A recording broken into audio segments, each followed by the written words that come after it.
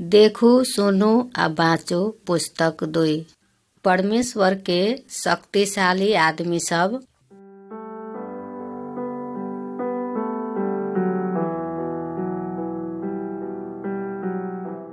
नमस्कार मित्र सबका।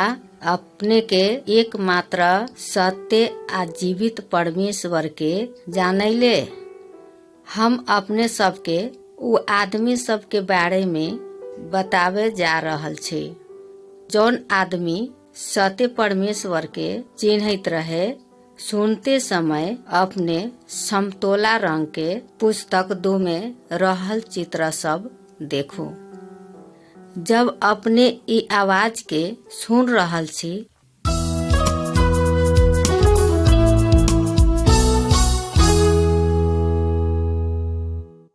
तब दूसरा का चित्र निकाली।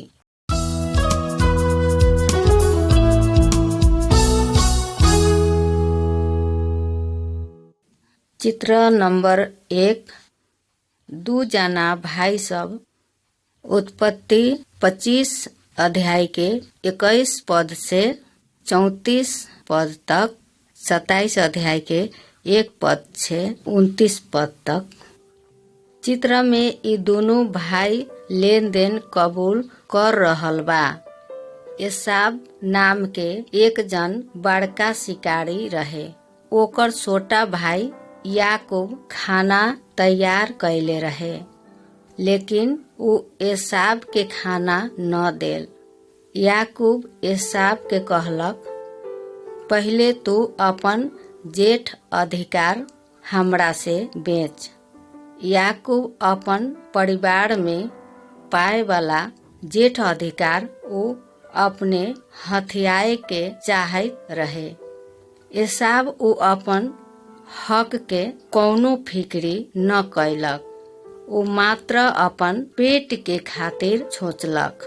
वही से उ अपन जेठ अधिकार के एक साक खाना के चलते बेच देल। याकूब के अर्थ सही होखले। याकूब के स्वभाव दूसरा के ठगे वाला रहे। याकूब उ अपन बाबू के भी सल कैले रहे।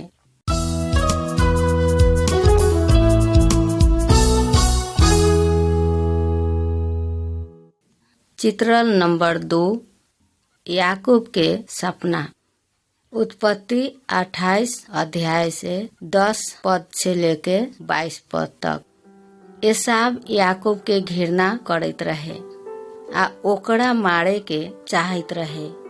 उहे चलते याकूब के अपन घर से भागे के पड़ल। चित्र में देखो, याकूब एगो सपना देखलक। उ स्वर्ग से परमेश्वर आ परमेश्वर के दूत सबके पृथ्वी में उतरत देखलक। परमेश्वर याकूब से कहलन, हम तोहरा आ तोहर संतान के ई देश देहम। पृथ्वी में रहे वाला सब आदमी तोहरा से आशीष पाई। तू जहाँ जैबे वहाँ हम तोहर साथ में रहम। परमेश्वर के मालूम रहे कि याकूब से प्रेम करे के कारण ओकरा बदले के चाहत रहे। वही से परमेश्वर ऐसन उदय के प्रतिज्ञा देलन।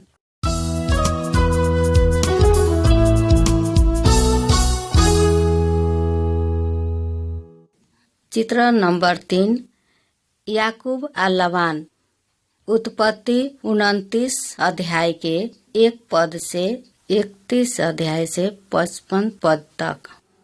याकूब हमेशा दूसरा के ठगत रहे, लेकिन कहियो कहियो दूसरे जने याकूब के ठग देत रहे। याकूब अपन मामा लबान के यहाँ काम करे गेल। उ लबान के छोटकी बेटी राहेल के विवाह करे के चाहत रहे। राहेल के पाए के खातिर उ 7 बरिस तक लबान के नौकरी कैलक। ओकरा बाद में लबान याकूब से छल कैलक। उहे चलते याकूब लबान के जेठ बेटी से विवाह करे के पड़ल। लबान राहेल के लागी याकूब से और 7 बरस तक ले नौकरी करवैलक। याकूब लबान के सल कर देल। उ लबान के बगाल से सब बढ़िया बढ़िया भेड़ा बकरी सब हथियाए लेल। ओकरा बाद परमेश्वर याकूब से कहलन, तू अपन पिता पुरखा के देश में लौट के चल जो।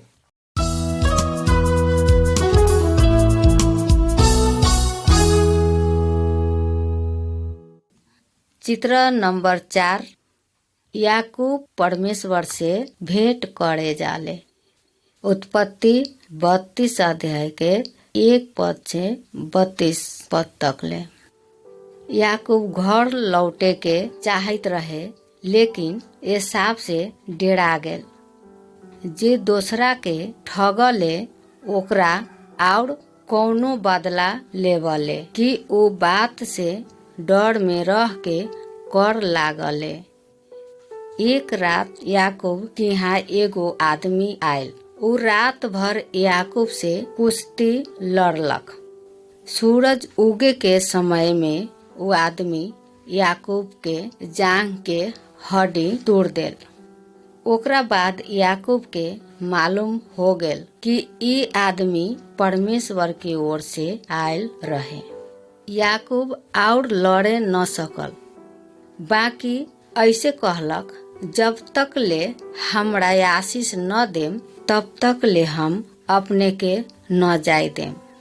तब उ आदमी याकूब से कहलक, तोहरा नाम अब से याकूब न इसराइल रहे। इसराइल के अर्थ परमेश्वर के साथ लड़ाई करे के होखले। परमेश्वर एगो सली आदमी के कमजोर बनावेला आए रहे, जेकरा चलते याकूब के बदल सकैत रहे। इसराइल शांति से अपन घरे चल गेल। वो परमेश्वर के आराधना करे वाला आदमी सबके महान समुदाय के पिता बन गेल। प्रिय मित्र, दूसरा के ठग रहल छी तब हमनी सब भी परमेश्वर के मार्ग के विरोध में लड़ाई कर रहल छी। लेकिन परमेश्वर एक जना के भेजले बाड़े जौन हमनी सबके बदल सकैता। ओ प्रभु यीशु ख्रिस्ट बाड़े।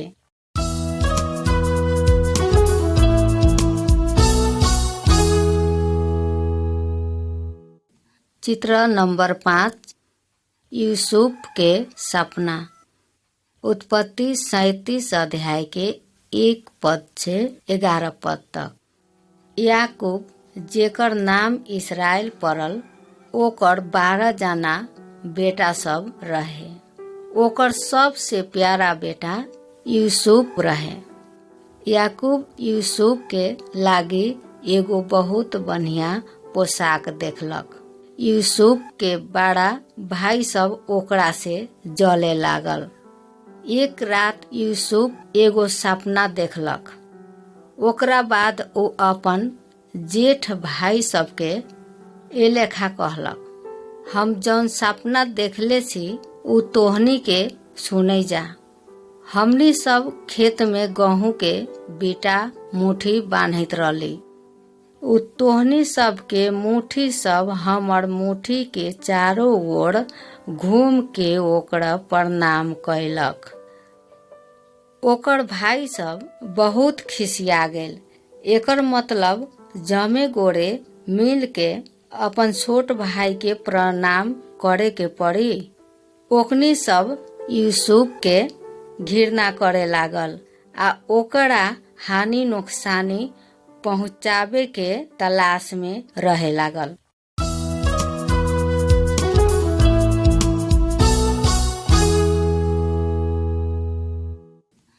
चित्र नंबर 6।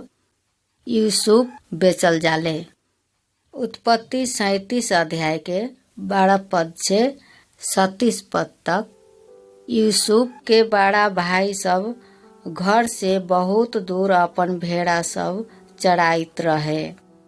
याकूब यूसुफ से कहलक, तू जाके देख तोहर भाई सब आ बगाल सब सुरक्षित बा कि न।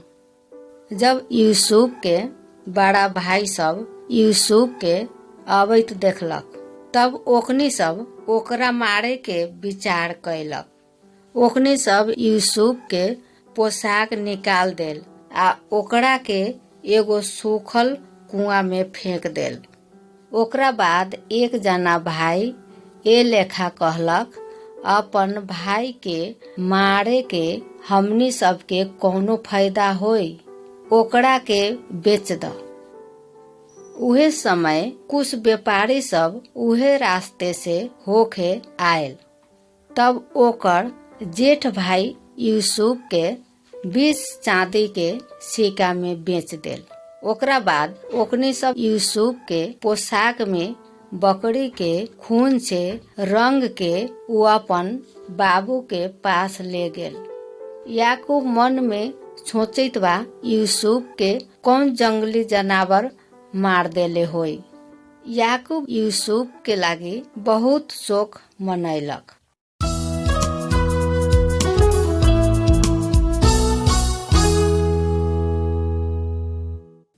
चित्रण नंबर 7 यूसुफ आ दुष्ट जनी। उत्पत्ति 39 से 1 पद से 20 पद तक। उ व्यापारी सब यूसुफ के ले जा के मिस्र देश में बेच देल। वो पोतीफर नाम के एगो धनी आदमी के नौकर बन गेल। परमेश्वर यूसुफ के साथ में रहे, ए लेल उ जौन काम करे सब काम में सफल हो जाए। बहुत जल्दी उ पोतीफर के घर के प्रमुख बन गेल। यूसुफ देखे में बहुत सुंदर आ जवान रहे। पोतीफर के जनी यूसुफ के पसंद कर लेल। उ यूसुफ के अपना साथ में सुतेला कोशिश कैलक। यूसुफ जानत रहे कि ई बहुत खराब काम है, ए लेल उ ई बात के इनकार कर देल। यूसुफ घर में से बाहर भागेल, लेकिन पोतीफर के पत्नी ओकर एगो कपड़ा पकड़ लेल आ उ कपड़ा अपन पति के देखैलक आ कहलक, यूसुफ हमरा साथ में बहुत जबरदस्ती कैले बाटे। ए लेल पोतीफर यूसुफ के जेल में बंद कर देल।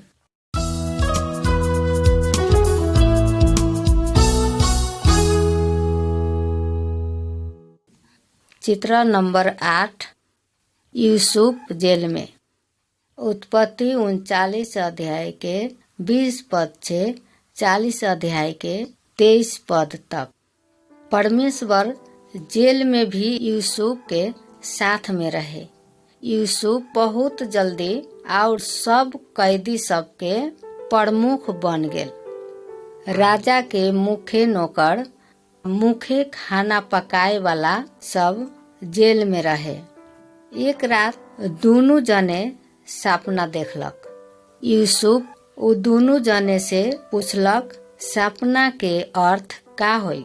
परमेश्वर बतावले, हमरा के अपन अपन सपना बतावा। तब नौकर यूसुफ से कहलक, हमर सपना में 3 गो डार वाला एगो अंगूर के झाड़ रहे। हम वो अंगूर के तूरे के राजा के कचोड़ा में निचोड़ देली आ उ कचोड़ा राजा के देली। यूसुफ ओकरा के ऐसे कहता सपना के अर्थ बतैलक। 3 दिन बाद राजा तोहरा के जेल में से निकाल दिहन आ तोहरा के फिर से काम में लगा दिहन। मुख्य खाना पकाए वाला भी यूसुफ के अपन सपना बतैलक, लेकिन सपना के अर्थ तो रहे कि उ 3 दिन बाद मारल जाई। परमेश्वर जैसे बतैले रहे वैसा ही नौकर के छोड़ देल आ मुख्य खाना पकाए वाला के मार देल। लेकिन यूसुफ 2 बरस तकले जेल में ही रहे।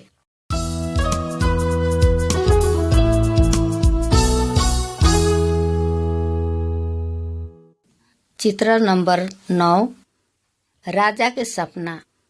उत्पत्ति 41 अध्याय के 1 पद से 40 पद तक। मिस्र देश के राजा एगो सपना देखलक। उ नदी के किनार में 7 गो खूब मोट मोट गाय सब देखलक। नदी ओर से 7 गो दुबड़ पातर गाय सब आके आ मोटका गाय सब के खा गेल।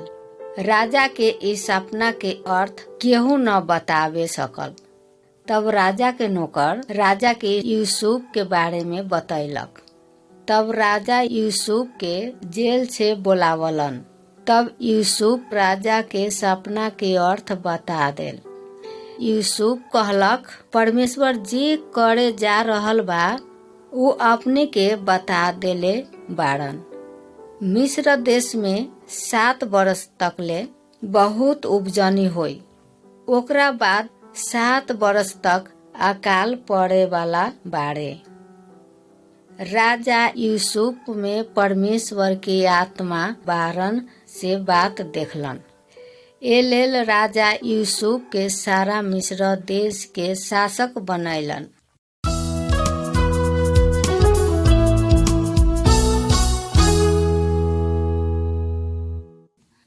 चित्र नंबर 10, यूसुफ मिस्र देश में शासन करैत बा। उत्पत्ति 41 अध्याय के 47 पद से 42 अध्याय के 28 पद तक। 7 वर्ष के प्रशस्त सहकाल के अवधि भर यूसुफ बहुत अनाज जमा क के रखलक। जब 7 वर्ष के अकाल पड़ल तब उ आदमी सब से अनाज बेचलक। यूसुफ के 10 जने बड़ा भाई सब भी अनाज किने मिस्र देश में ही आयल। मिस्र देश के शासक यूसुफ ही बाटे कह के ओकनी सब न पहचाने सकल, लेकिन यूसुफ ओकनी सब के पहचान लेल। यूसुफ ओकनी सब के जासूस के आरोप लगा के जेल में कैद कर देल। ओकर भाई सब छुटकारा के लेल यूसुफ से विनती कैलक। विनती करे के कारण यूसुफ ओकनी सब के कहलक, तोहनी सब ईमानदार व्यक्ति बाड़े। उ साबित करे लेल तोहनी के अपन छोटका भाई के हमरा लगे लियाभी के होई। यूसुफ अपना 12 भाई सब में से एक जने के जेल में राख देल, बाकी सब के अनाज के साथ घर जाय देलक।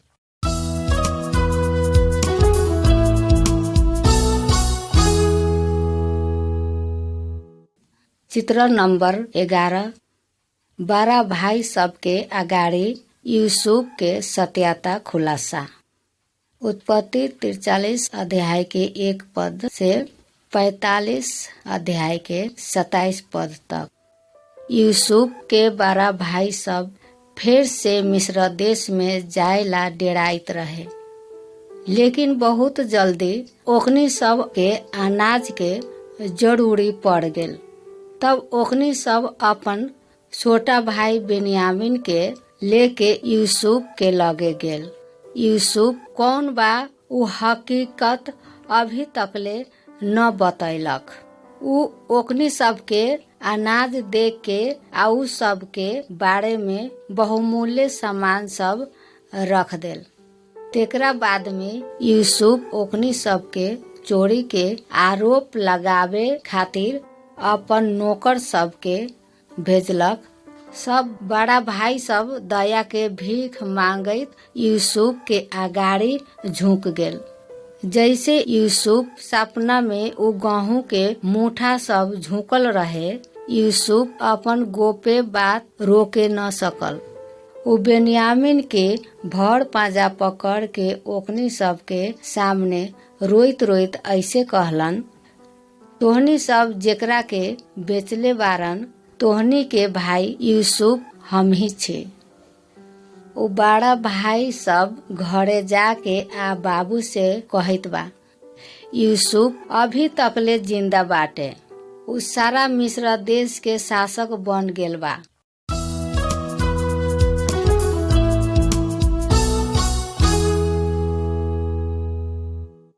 चित्र नंबर 12 याकूब आ यूसुफ मिस्र देश में।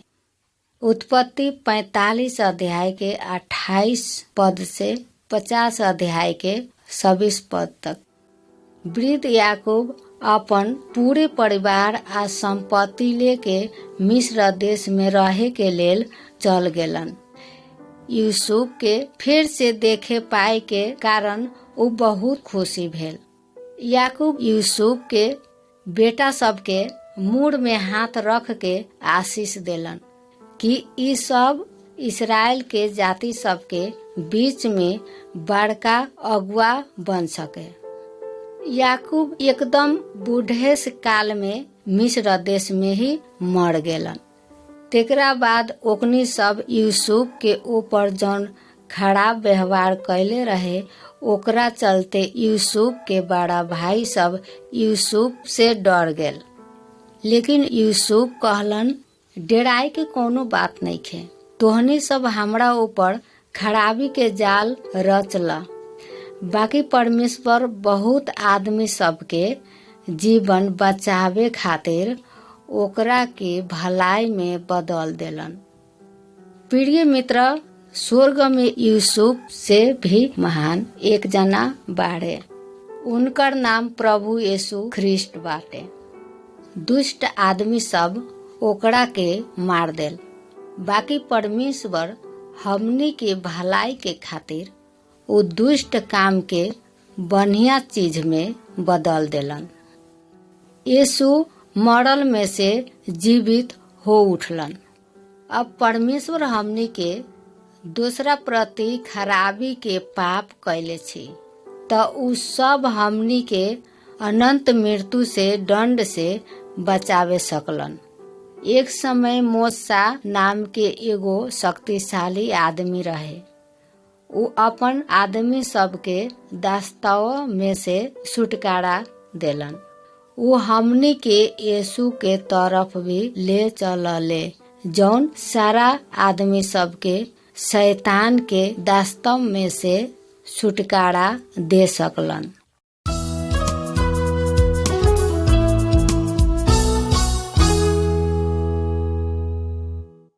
चित्र नंबर 13 बालक मूसा।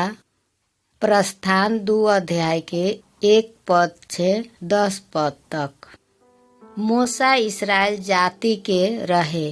उ यूसुफ से 300 बरस बाद मिस्र देश में जन्म लेले रहे। मिस्र देश में वहाँ के राजा इस्राएली सब के ऊपर बहुत खराब व्यवहार कैलक। उ ओकनी सबके दास जैसन बना के कठिन काम सब करवाइत रहे और ओकनी सबके बेटा जन्म लेवे त उ सबके मार देत रहे। जब मूसा के जन्म भेल तब ओकर माई लुका के रखलक। उ मूसा के एगो टोकरी में रख के नदी के किनार में बोट बिरुआ के झोंकी में लुका के रखलीन। मूसा के दीदी मरियम रेख देख करेला लगे में खड़ा रहे। राजा के बेटी नदी में नहाए खातिर उ जगह आयल। उ टोकरी भीतर बालक मूसा के देखलक।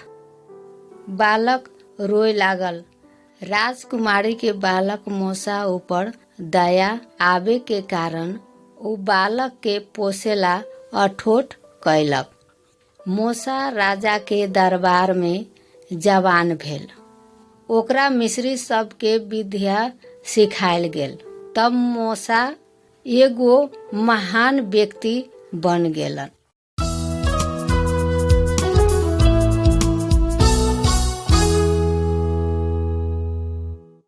चित्र नंबर 14 मूसा आ जड़ित झोंकी। प्रस्थान 2 अध्याय के 11 पद से 4 अध्याय के 17 पद तक। एक दिन मूसा एगो मिस्री के इस्राएली सबके पीटैत देखलक। उ अपन आदमी सबके सहायता करेला चाहत रहे, ए लेल उ मिस्री के मार देल। तब मूसा के राजा लगे से भागे के पड़ल।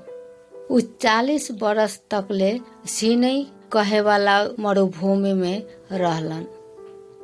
एक दिन उ एगो आश्चर्य बात देखलन। उ एगो झाड़ी आग से जड़त लेकिन न मुझाइत देखलन। उ जल रहल झाड़ी में से परमेश्वर मूसा से बोललन, हम अपन आदमी सब ऊपर कैसन निर्दय व्यवहार भेल बा से देले छी। तब तू हमर आदमी सबके मिस्र देश से निकाल के ले आए में अगुवाई कर सकल।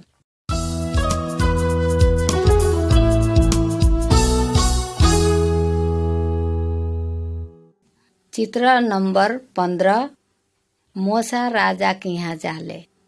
प्रस्थान 3 अध्याय के 11 पद से 10 अध्याय के 29 पद तक। मूसा डेरायर रहे, लेकिन परमेश्वर के ऊपर भरोसा क के उ मिस्र देश में गेलन।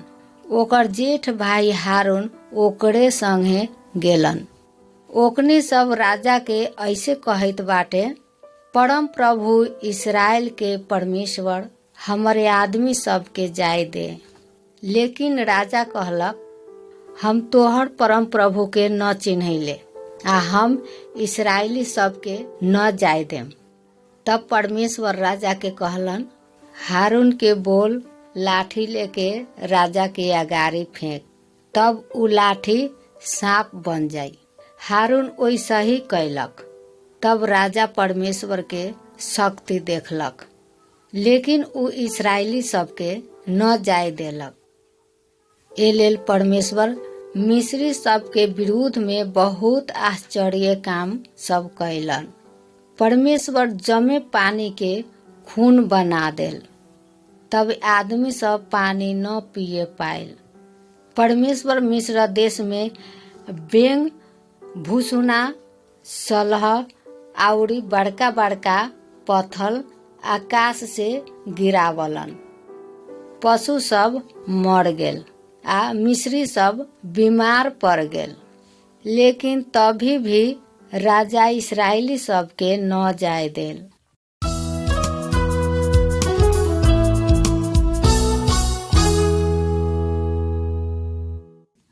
चित्र नंबर 16। थूमा के बलिदान। प्रस्थान 12 अध्याय के 1 पद से 37 पद तक। परमेश्वर फिर ऐसे कहत मूसा से बोललन, इस्राएली सब से कह कि हरेक परिवार 1 गो पाठी लेके ओकरा मारी। ओकनी सब ओकर थोड़ा थोड़ा खून लेके अपन अपन घर के केमारी के चौकट में लगावे के पड़ी। हम मिस्र देश हो के जाएम। हम सब प्राणी में से पैदा भेल प्रथम के मारे वाला छी। जब हम खून देखम तब उ घर के छोड़ देम आ तोहनी सबके कौनो हानि नुकसानी न करम। परमेश्वर अपन कहल बमोजिम कैलन। जमे मिस्री सब के प्रथम जन्म लेल बेटा सब मर गेल। ओकरा बाद राजा मूसा के बोलावे के कहलक, तू आ तोहर आदमी सब वहाँ से ले जो, हमर देश छोड़ दे, चल जो आ अपन परमेश्वर के सेवा कर।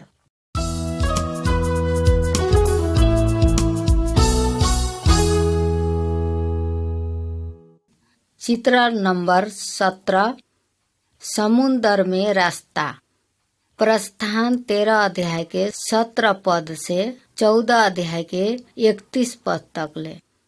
मूसा इस्राएली सब के मिस्र देश से निकाले ला अगुवाई कैलक।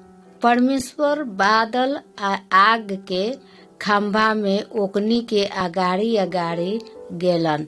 लेकिन मिस्री सब डेरा गेल, काहे कि मिस्री सब दास सब के घुमा देले रहे।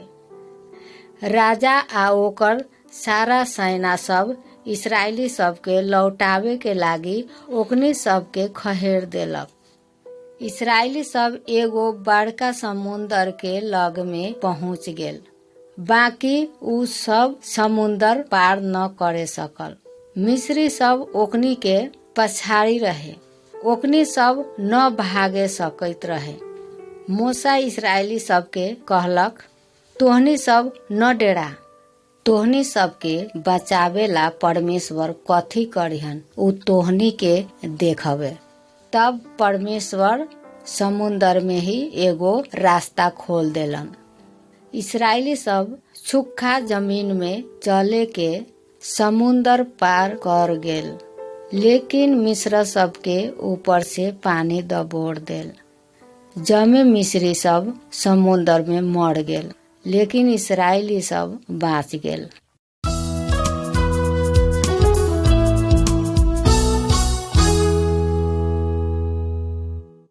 चित्र नंबर 18, मरुभूमि में खाना आ पानी। प्रस्थान 16 अध्याय के 1 पद से 17 अध्याय के 7 पद तक। मूसा मरुभूमि में आदमी सबके अगुवाई कैलन। ओकनी सबके साथ में बहुत मात्रा में खाए वाला सामान सब न रहे। वही से परमेश्वर इसराइली सबके पास खाए वाला सामान भेज देलन। हर एक दिन सवेरे सवेरे जमीन में रोटी जैसन खाए वाला सामान दिखाई देवे। आदमी सब ओकर नाम मन्ना राखलक। हर एक दिन साँझ के समय में परमेश्वर आदमी सब के खाना के लागी छोटा छोटा चिड़ै के बथान भेज देत रहे। पानी न रहला के समय में परमेश्वर मूसा के ऐसे कहलन, तू अपन लाठी लेके उस चट्टान में मार। आदमी सब के पिए वाला ओ में से पानी निकल के आई। परमेश्वर मरुभूमि में 40 बरस तकले इसराइली सब के लेल ओही लेखा खाना पानी देत रहल।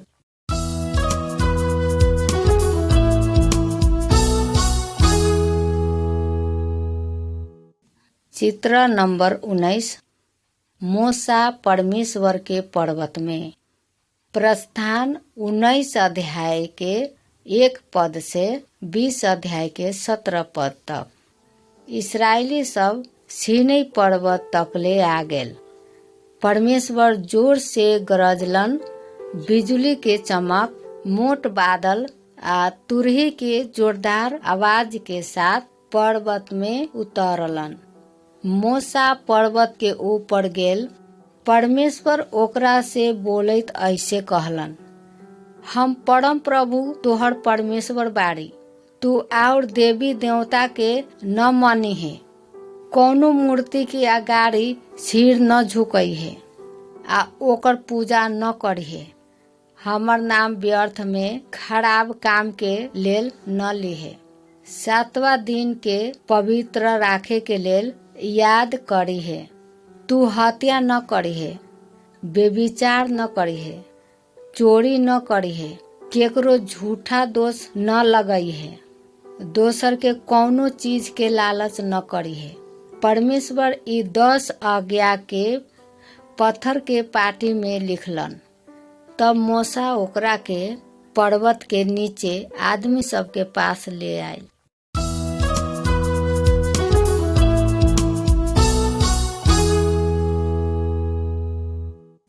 चित्र नंबर 20, लटकायल सांप।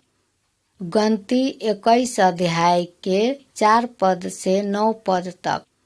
आदमी सब परमेश्वर के विरुद्ध में जड़ियाए पर्याय बोले लागल आ ओकर आज्ञा के पालन न कैलक। परमेश्वर ओकनी सब के बीच में विषालु सांप सब भेज के ओकनी सब के दंड देलन। सांप के डसाई से बहुत आदमी सब मर गेल। आदमी सब सहायता के लागी मूसा के बोलायलक। तब मूसा ओकनी सब के लेल प्रार्थना कर देल। तेकरा बाद परमेश्वर मूसा के कहलन, तू एगो विषालु सांप के प्रतिमा बना के ओकरा एगो खामा में लटका। सांप जेकरा जेकरा काटले बा उ सब देखी त बाँच जाई। ओही से मूसा कांसा के एगो सांप बनैलन। ओकरा देखे वाला सब बाँच गेल। मूसा इस्राएल में रहल मध्य सबसे महान अगमवक्ता रहे। उ मरुभूमि में आदमी सब के 40 बरस तक अपन साथ ले चललक। मूसा मरे से पहले परमेश्वर ओकरा ऐसे कहलन, ओकनी सब के लागी ओकनी सब मध्य एगो अगमवक्ता खड़ा करम। हम बोले वाला बात ओकरा के कहम आ उ हमर आज्ञा बमोजिम सब आदमी तक ले हमर बात के पहुँचाई।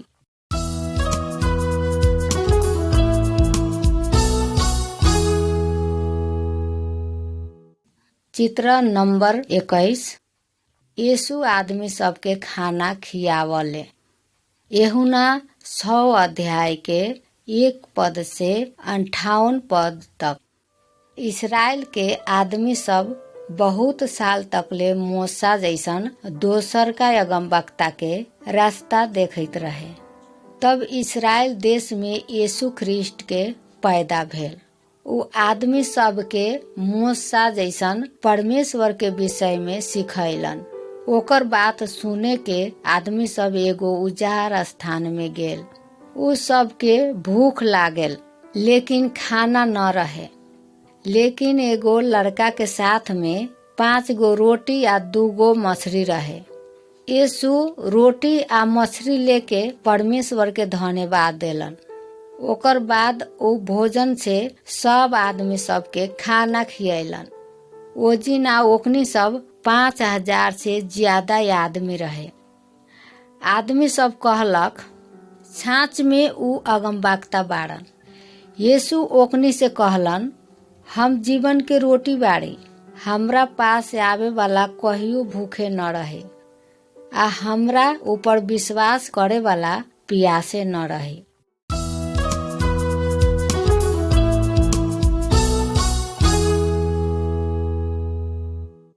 चित्र नंबर 22। यीशु मूसा के संगे बतियावले। लूका 9 अध्याय के 28 पद से 37 पद तक। मूसा और एलिया दोनों जने परमेश्वर के अगमवक्ता रहे। यीशु इस संसार में आवे से बहुत साल पहले ओकनी सब इस संसार में रहे। फिर भी एक दिन ओकनी सब यीशु के साथ में दिखाई देलन। ई तीनों जने बिजली के चमक जैसन चहकीला रहे।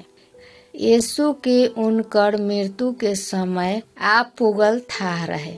तब ओकनी सब ओकर आवे वाला मृत्यु के विषय में बातचीत कैलन। ओकनी सब आपस में बातचीत करत रहे। उ बात यीशु के 3 जना चेला सब सुन लेलन।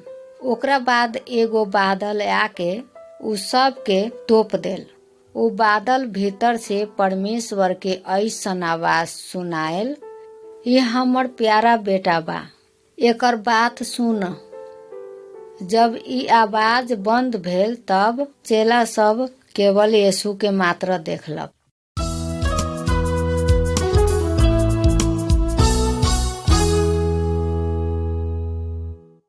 चित्र नंबर 23। यीशु हमनी के लेल मरलक। यूहन्ना 3 अध्याय के 14 पद से 16 पद तक। आदमी सब यीशु के अस्वीकार कैलक आ ओकरा के मार देला। सिपाही सब यीशु के काठ के क्रूस में कीला ठोक के टांग देल। सिपाही सब ओकर साथ में और 2 जना अपराधी सब के भी मार देल। ओकने सब चोर हत्यारा सब रहे। लेकिन यीशु तक कहियो भी परमेश्वर के आज्ञा उल्लंघन न कैले रहे। हमने के सब जने परमेश्वर के नियम उल्लंघन कैले छी। हमने के परमेश्वर के अनंत मृत्यु के दंड पाए के लायक बाड़े। तैयो भी परमेश्वर सब आदमी के प्रेम कैलन।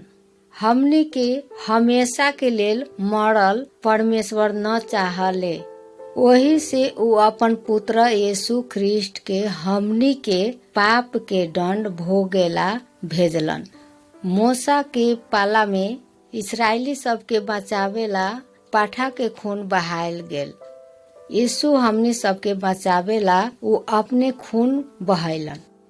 जैसे उजाड़ स्थान में मूसा सांप के उठायलक, वैसा ही मनुष्य के पुत्र उठायल गेल। आ जौन जौन ओकरा में विश्वास करी ऊ अनंत जीवन पाई।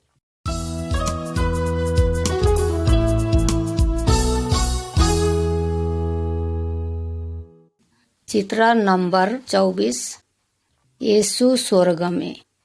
यीशु के मृत शरीर एगो सोन में कब्र में राखल गेल, लेकिन तीसरका दिन में यीशु फिर से जी उठलन।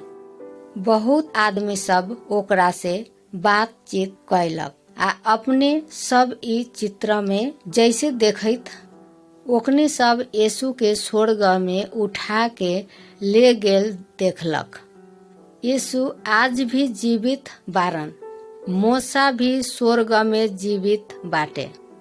मूसा इस्राएली सब के समुद्र से पार कैलन आ उ सब बाँच गेल, लेकिन यीशु तो उनकारा में विश्वास करे वाला सब के बचावे खातिर अइलन। जैसे यीशु स्वर्ग में गेलन, वैसा ही एक दिन यीशु फिर लौट के अइहन। यीशु उनकारा ऊपर विश्वास करे वाला सब के अपने साथ स्वर्ग में रहे खातिर ले जइहन। प्रिय मित्र सब, का अपने सब यीशु के साथ जायला तैयार छी? ऊ आज भी आ सकलन। प्रभु यीशु ख्रिस्ट के ऊपर विश्वास करी आ अपने सब उद्धार पाई।